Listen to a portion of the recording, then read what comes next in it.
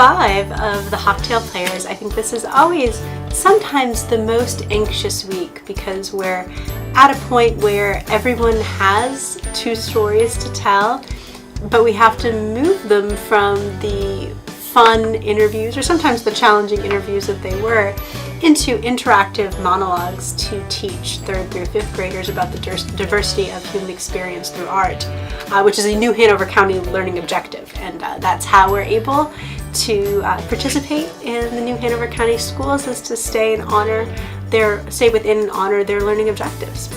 My name is Vanessa. We're getting close to actually performing. My name is Marley Mattingly. It's Kirk Robertson. I'm Luke Bradshaw. I'm Talina Skedian. My name's Ashley. I'm a senior this semester. I'm a little nervous, but we just finished actually editing my script a little more, and it kind of sounds more like a conversation. So I think now that I've done that, I'll be able to really speak with the kids, get them more involved, and actually do more action rather than me just, my English minor coming out and being more literary. It'll be more action and story based. I'm very excited, but I'm also a little nervous. I think it's always good to have a little bit of nerves when you go. I feel like memorizing strategies is one of the hardest things to do with this kind of stuff, and everybody's different. So some people will write it down, and some people will just say it over and over in their head, but I've always found it really helpful to record it and then listen to yourself just over and over again. Once you take the feedback that she says,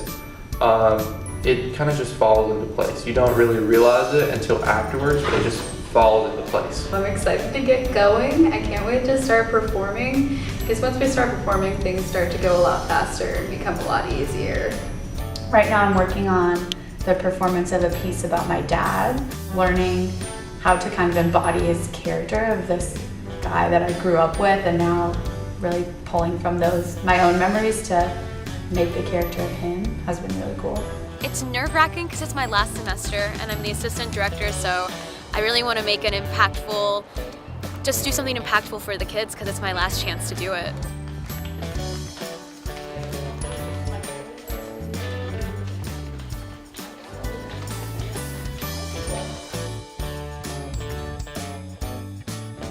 This is the second to last performance. We're at Wrightsville Beach Elementary. Very excited. This is supposed to be a good crowd of kids, so I'm excited to perform my story in front of them.